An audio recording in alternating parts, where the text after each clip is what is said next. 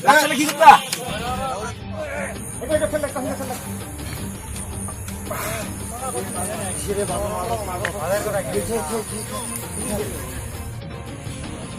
ইয়াতে তাৰমানে আমাৰ মুলাগাঁও গাঁও পঞ্চায়তৰ এৰিয়াৰ যিখিনি মানুহ ধৰ বাহিৰত কৰ্মৰত হৈ আছে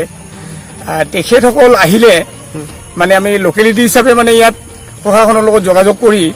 এতিয়া 10জন ৰাখিব পৰাকৈ মানে 10টা ঘৰ আমি কটেজ বনাই আছো তাৰমানে ইয়াতে আৰু বিশেষভাৱে যদি বেছি দৰকাৰ হয় তেতিয়াহ'লে ইয়াত থকা এই পেণ্ডেল ঘৰটো তাৰমানে ইয়াতো আমি পাৰ্টিশ্যন কৰি আকৌ বেছি মানুহ ৰাখিব পাৰিম গতিকে এতিয়ালৈকে ধৰক লেট্ৰিনৰ ব্যৱস্থা 10টা কৰা হৈছে টিউবৱেলো হৈ আছে এইখিনি মোটামুটি আৰু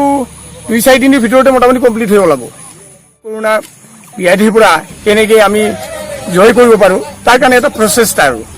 আৰু সাংবাদিক বন্ধুসকলৰ ইয়াত আমাক সহায় সহযোগিতা লাগিব আপোনালোকে এই বিষয়ে বহু ধৰণৰ সহায় সহযোগিতা কৰি আহিছে আপোনালোকৰ মাধ্যমৰ জৰিয়তে বহু মানুহে অলপ সজাগতা হৈছে আৰু কিছু সচেতন হৈছে আৰু আশা কৰোঁ আপোনালোকৰ এই প্ৰচাৰৰ জৰিয়তে